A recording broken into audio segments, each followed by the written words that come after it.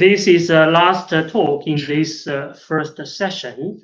I want to share with you something we are very excited about and hope that you are also excited about, which is about the creation of ukomain interest groups and also launch of our second round of OMAIB funding call.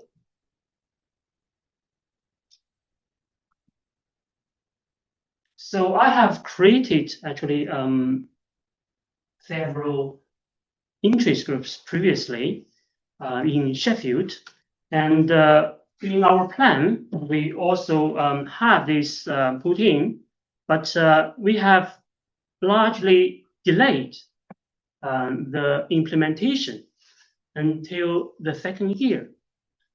The reason is because we do not want to create interest group just for the sake of creating interest group. We ask ourselves what additionality, what key benefits and what key challenges these interest groups can help us to solve and to tackle.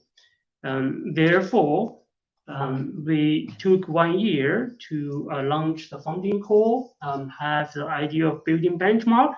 We think now is the right time to create the interest groups so that we can better achieve our objectives. So for the interest group now we are creating for this ukomain, they will be very focused groups and aim to have specific deliverables and to address specific challenges. So they will be very goal-oriented, and we want the interest group to be lightweight and also being agile mini networks, so that we can capture opportunities more productively. Because, for example, particularly this year, we expect there will be lots of funding calls may come out, and nowadays we can see interdisciplinary collaboration and cross-institution collaboration becomes more and more important. Therefore, these mini networks will be very important for us to act on specific opportunities, because our home network is too big. Our mailing list of 500 people, and it's at that scale we can only organize this kind of event 1 or 2 times a year, and therefore we need this interest group to capture more opportunity and organize something different from the bigger network. This time when we create this interest group, we are very clear. This is also from a result of the consultation with the advisory board members, which advise us that the interest group need to have a goal, have something to deliver. Therefore, we will expect each interest group to deliver at least one output annually for each year. This can be some resources for the community, such as tutorials or hackathons or benchmarks.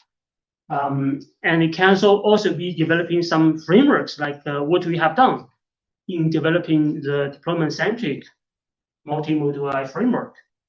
We like to see other kind of framework to be developed from these communities.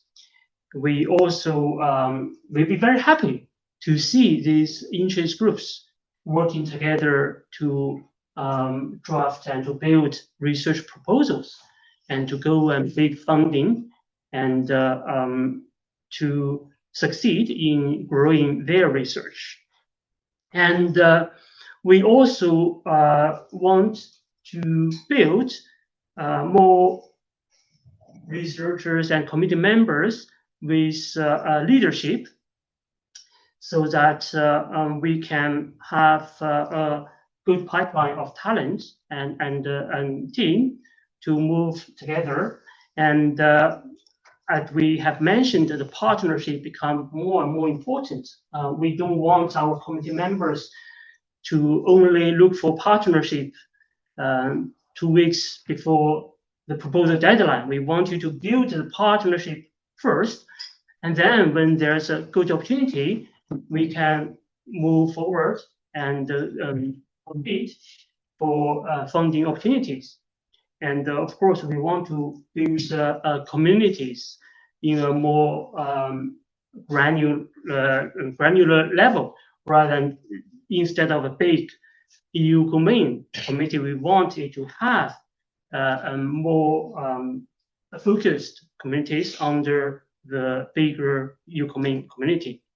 So we have already announced that through our mailing list, and we lay out a few benefits to the general IG members, the interest group members. We believe that you will have the opportunity to contribute to very focused discussions and also help to influence the directions of particular areas such as healthcare, material discovery.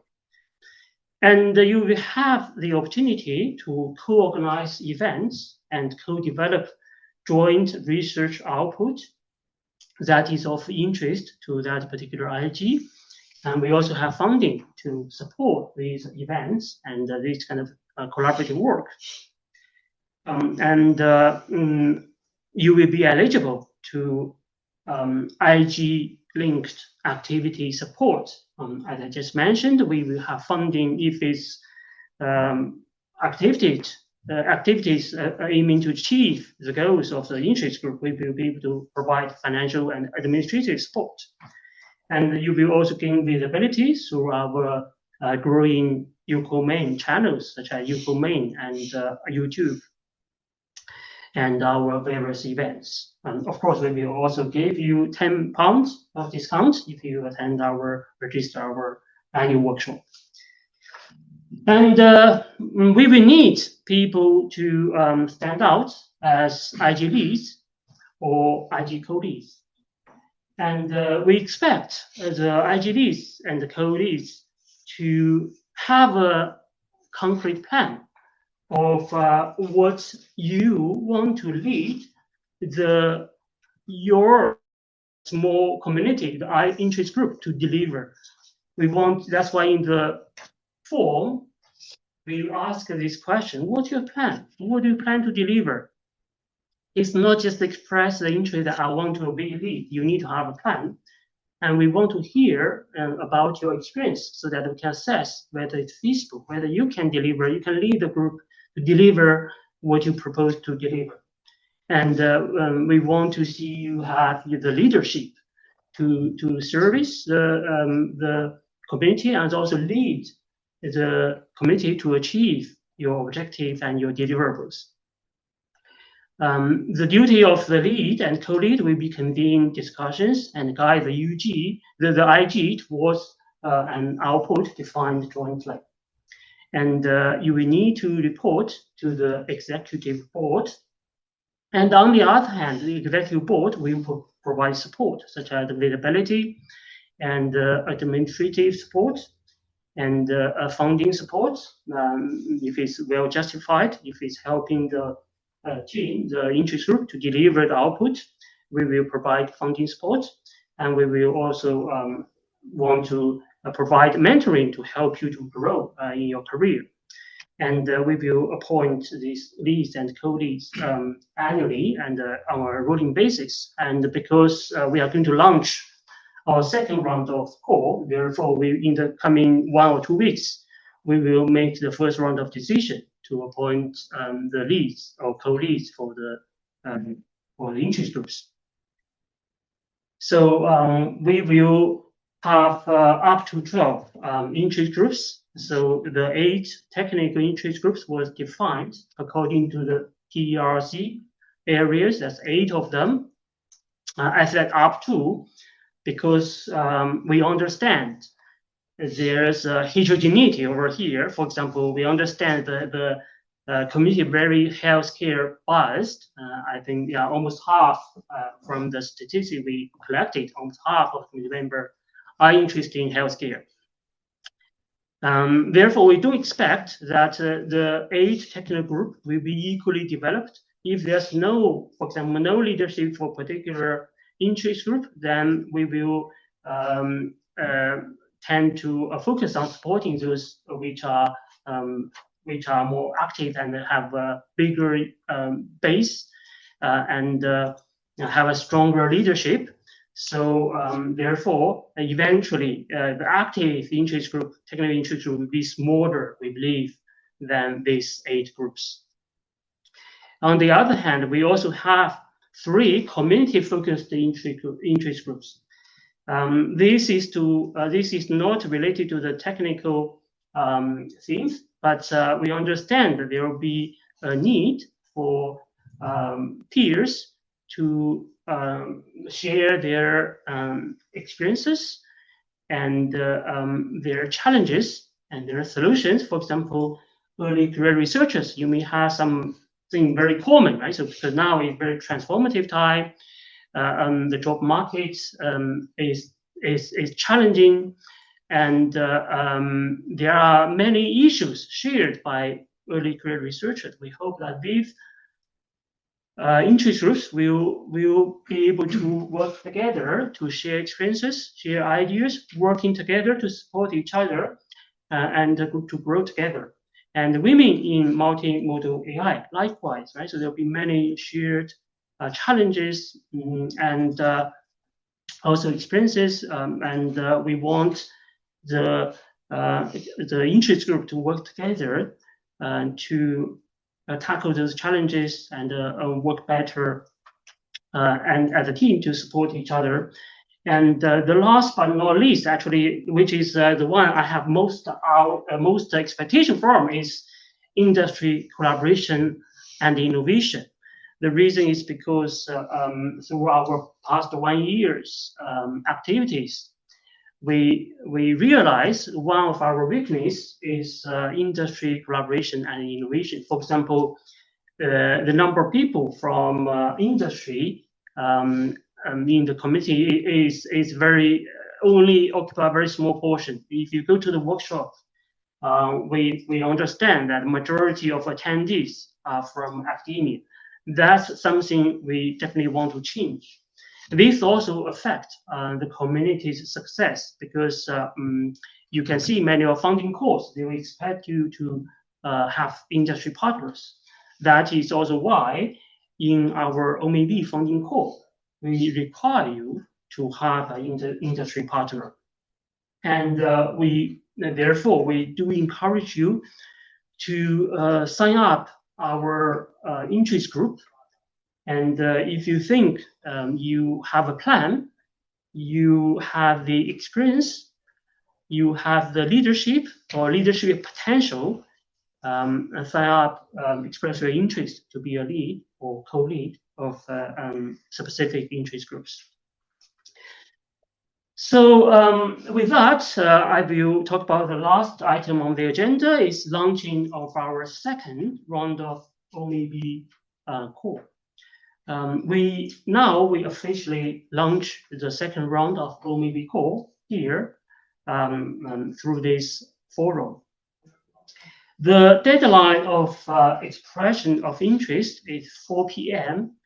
7th of May, and I hope that you pay attention to the 4 p.m. because in last round we do have people think that it is 12 midnight and they just missed the opportunity. So it is 4 p.m. We just follow what EPSRC is doing. We don't want you to work midnight to submit a proposal. We want you to submit under bright sunlight at 4 p.m. And so we will make a decision of the UIs on 22nd of May. So the remaining numbers are very easy to remember. It's all 22nd, right? So 22nd of May, we will notify the outcome. And then the full proposal will due at 4 p.m. 22nd of June. And we will make decision and notify the applicants on 22nd of July. So the remaining deadlines are all 22nd.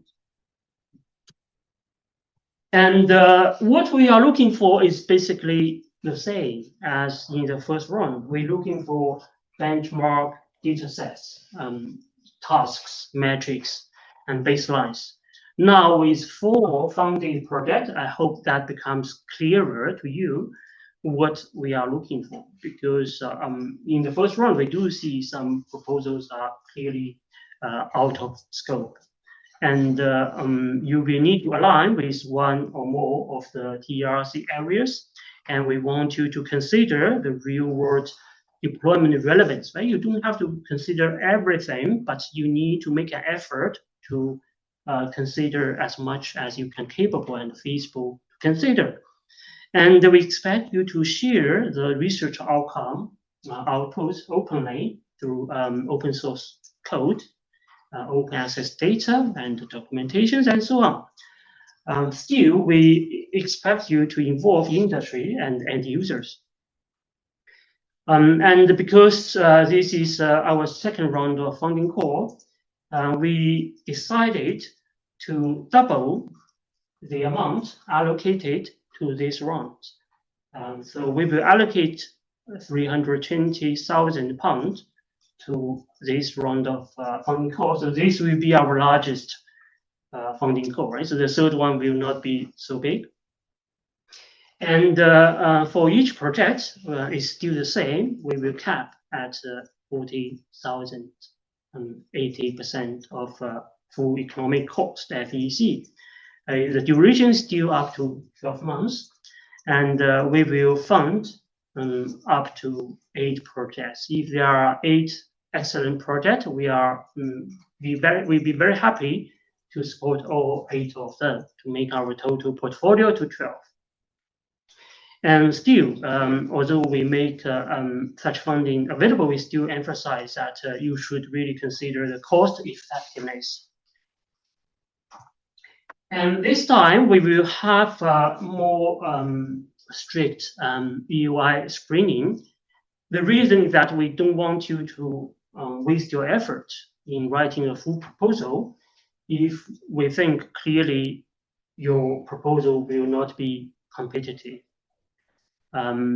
So we have updated the expression of interest form to ask you to provide more details. Firstly, of course, they have to be eligible for funding. That's the standard EPA SRC eligibility. Therefore, you have to be in an institution. You cannot be from industry. And you can already see that we have funded one project with a PDRA, postdoctoral research associate, as a PI. Therefore, I hope this gives you confidence that as a PDRA postdoc, you can apply as a PI, and this is one of the rare opportunity that you can be a PI of EPA-SRC on this project. And this time, we will require you to specify who is your industry partner. Previously, we just need you to indicate, but this time we want to know who is your industry partner. This needs to be specified at the EUI stage. And we also want to hear your engagement with at least one end user. And we also want to know who they are at the EUI stage. And we will still emphasize openness of your research, including code and data. We will want to know more about your experience in building benchmarks and also in doing more open research, because this should be highly relevant and also critical to the success of a benchmarking project. Therefore, we will ask for these informations at the EUI stage, so that if our assessment is that your proposal is unlikely to be competitive, we will not invite you for the full proposal application, so that can save your time in writing a full proposal.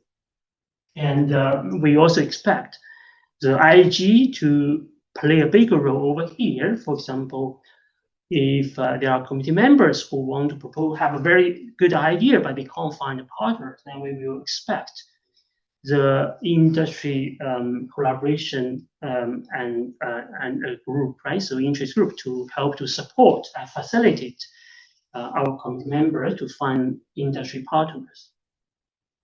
So that is something new and different from how we operate compared to last time.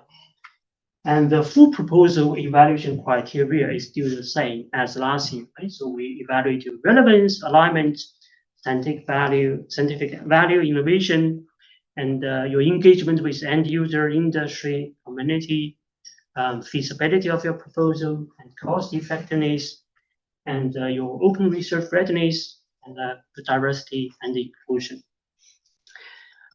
With that, I think I have shared with you about what we are going to do differently in our second round of funding call.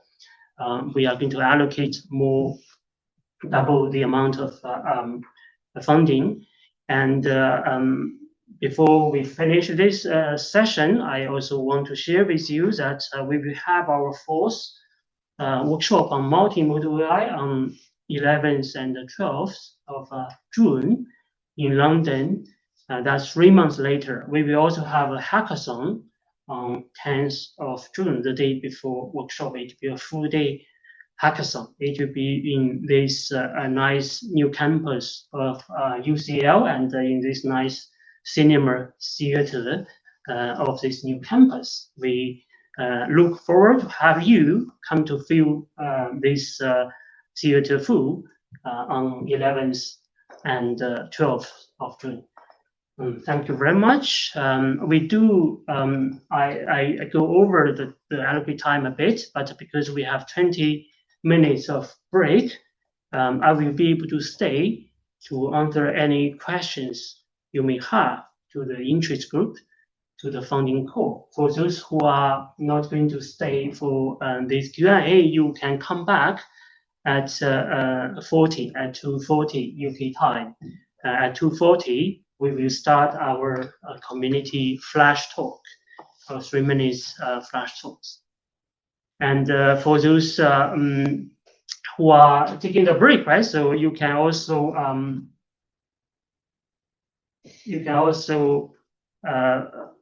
browse through the self-introduction slide, Google slide. Maybe our team member can help to paste the link in the chat box to make it easier for you to open. And if your profile is not there yet, then welcome you to add your profile over there. I think just now I checked, it's already 60, right? So before that, I think 40 something. Just now, I think it's already, we have 60 plus profiles over there already. All right. So now I'd like to answer any questions that you may have regarding the interest group and regarding the, yeah, sure, you can speak. Can you hear me? Yes, yeah. Cool. I have two questions. One is regarding funding. So in your criteria, it says the third one, it says the end user, industrial and community engagement. And the slides before the EOI screening, it says at least one industry partner. Does that mean we have to find industrial partner before we can apply for the funding? Because my interest in healthcare, clinical aspect, it's highly unlikely for us to find industrial partner in the beginning. Yeah. Thank you for your question. I do see this is a challenge, and that's exactly why we want to put down these requirements. And also, as I mentioned, that's why we want the IG, the interest group, focused on industry, to do more in helping our committee members to find their industry partner. Firstly, at the EUI stage, right, you can take a look at the form, which will be made available very soon. At the EUI stage, we will ask you to name the industry partner. It doesn't have to be a letter yet, but you already know who is your industry partner. It can be initial discussions or just the intent. Okay, we will be very willing to support you if you pass the UI stage, right? So, but we want to know who they are. That is assume that you can get their support. Then we want to know who they are. That is at the UI stage. At the full application stage, we will require you to provide a letter of support on letterhead by the industry partner. And that will need to be something formal, and we give you 4 weeks to do that. Therefore, if you think 4 weeks is challenging, then you should start a bit early, right? So assume that you will be able to pass the UI, then you should act a bit earlier than 4 weeks. But we think 4 weeks should be reasonable. And you are also welcome to reach out to our successful awardees, because all of them, they all have industry partners. You can learn from their experiences. We may have our interest group, for example, women in AI, multimodal AI, and ECR interest group. And I will also be very happy to see our committee members sharing their experiences in engaging industry partners. Does that answer your question? And you may ask further, right? So yeah, if you don't mind. So majority of our projects or research work around clinical application, and our end users are patients from NHS. The majority of products are free to our patients. So does that mean your funding is only available to those projects would be industrialized or commercialized in the future? The reason, yeah, thank you for your question, your further question. The reason we require industry partner is not because we want the technology to be commercialized. That's not the reason. The reason is because we want to encourage and advocate deployment-centric development of AI. We want, because industry is naturally deployment-centric, we want the technology to consider what are the challenges in real-world deployment early, because this is the necessary path to make real-world impact. Therefore, if you are working with only clinical end users or partners, it would be good to start the conversation early, and also to look at more broadly to see, for example, who are the industry players in that area and what they think are important to address in order to deploy technology, right? So, for example, for example, right? So, cost, right? So I think in deployment centric thinking, I think cost actually is one of the things our researchers often ignore, because as long as we can make it work, we can publish papers, we are very happy about that outcome. But in deployment-centric thinking, if your technology is too expensive to deploy, that will not create an impact, at least in the near term, right? So we do understand there's also blue sky research, but this network and our network is not positioned to support blue sky research. Our network is positioned to support more deployment-centric AI. That is why we require you to have an industry partner engaged, so that they can provide input and insights, so that ground our research more on realistic assumptions. In that way, I believe that is hugely beneficial, because myself, right? So actually, I benefit from this kind of requirements. It makes me uncomfortable as well. And when at the proposal writing stage, because I don't know any of the industry partners, but because it's a requirement, I get to know someone. Then unfortunately the proposal did not succeed, right? So it failed. It's not funded. But after that, after I cooled down a bit, I just write to them. I say, okay, this. I know my proposal didn't succeed, right? But I really want to collaborate with you. And can we work together? And they say yes, right? So then we work together, and that really transformed my research, because eventually our work led to our first paper in Nature Machine Intelligence, which is something I never thought of. I thought I would just publish in RGB transaction. I'm very happy about that, and top conferences, that's what usually CS people care about. But because I work with this industry partner, they ask me the questions that make me very uncomfortable, and I never think of. But it's more impactful if after you know what they care about and what we have likely to have real impact, I believe you will start to appreciate why we said this. Whether your proposal will be success, or this is kind of our incentive, right? So we want you to build the networks. We know if we receive more than 8 proposal UIs, and those beyond 8 will fail, right? So, but you will not fail in building partnership. Yeah, right? totally. I agree with you.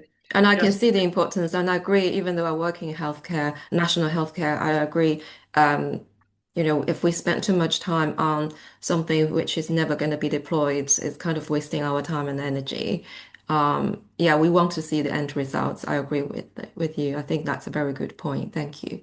Yeah. And then one more question. I'm interested in leadership role in one of the interested group. Is there anyone I can speak to could get more information? In the sign up form, we do have a field for you to leave comments. So if you think that you want to speak to someone, you can. I think you can. The best way would be you put down the question, right, so that we can figure out what kind of question and who will be the best to answer, right? So whether it's a question that for me to answer or for other EB to answer. I think it would be. Sorry, would be more generic questions about your community as a whole, and of course, you talked about the goals and visions of your community in the beginning. But I think to get more insights about your interested group, individual groups, visions, it would be good to talk to someone who's got more experience or knowledge in this community to start with, to see whether I'm a good fit to any of these groups. If you are considering joining an interest group, I think after we appoint the leadership, like a co-lead and lead, I think they will be the best person to talk to, because they will have their vision for that interest group, what they want to lead the interest group, what are they going to deliver. I think at that time, it will be good to talk to the IG co-lead and lead. But at the moment, we haven't made that decision yet. So therefore, I can now, if you ask me some more specific question, I can try to answer, because I do have experiences in creating interest group and lead this network. But before doing that, maybe I will try to open the floor to see whether any other audience have questions. If not, Sure. Of course, we can still have 5 minutes to discuss. Oh, no, it's okay. I don't want to use too much of your time. Thank you very much for your help. There's a question from chat. So the question is, will there be a written version related to the funding application? What version?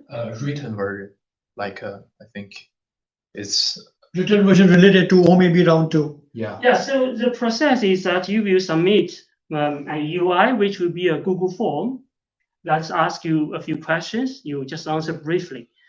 After that, after the notification of success, then those successful UIs will receive a full application form. I think currently we set it 5 pages. Then you need to complete that 5 pages. Usually it's in doc, in Word, Microsoft Word, and ask you for more details, including costing, etc. Therefore, yes, at the full proposal stage, you need to write a full proposal, but it's still short proposal of only 5 pages. No, he means that is there going to be a written version for our OMAIB round 2 like we had for round 1, right? A document. Yeah, the document is there. Now we continue. Sorry for misunderstanding the question. Yeah, the document is already there. We will put it online today, and more announcement will come in the following days. Sorry for misunderstanding that. Yeah. I think someone just raised hand. Yeah, please speak. You can unmute yourself or ask to unmute. Mata? Yeah, if I pronounce your name correctly. Please speak. Are there any opportunity for the early career research or the interns to contribute to going the OMIB projects, especially in the healthcare or robotics domain? Sorry, can you repeat your question, or someone in the room help me to repeat the question? So, are there any opportunities for the early career researcher or intern to contribute to ongoing OMIB project, especially in the healthcare or robotics domains? Thank you. I think I got your question. Your question is there any opportunities that an intern is someone who can contribute to the project, right? Is that what you're asking? No. I'm asking to you, early career opportunity, is there any opportunity for the early career researchers to ongoing OMIB projects, especially in the healthcare or robotics? You already have, maybe, or something. I see. Yeah, for the ongoing okay. Yeah. So you're asking whether any opportunities for get involved, right? So in the existing project, I think because we are open benchmarks, so I believe there'll be opportunities come down the road when but it would need to be at appropriate time, right? So for example, when we have the benchmark initial build, then we will welcome the community to test it and provide feedback. And also because it's open, most of the project, right? So we have open source software to be built. Then we will, as an open source, basically anyone can contribute to the code, to the developments. So we will